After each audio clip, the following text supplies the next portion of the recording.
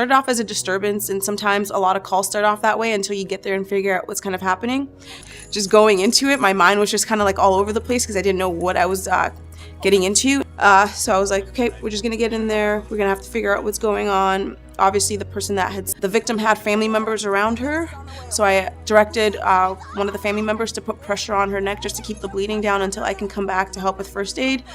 Information came in very slowly. I was asking, I believe it was the mom, where the culprit was and if I could get a description of her. So I walked up towards me and said, she's right there, she's on the ground. And so I started running towards where the employee was, and I just told them to stay to the side. I walked up to the female, kept a bit of a distance just in case she still had any weapons on her or she had her hands up. So that kind of gave me a sigh of relief. Okay, like this arrest may go by a lot easier.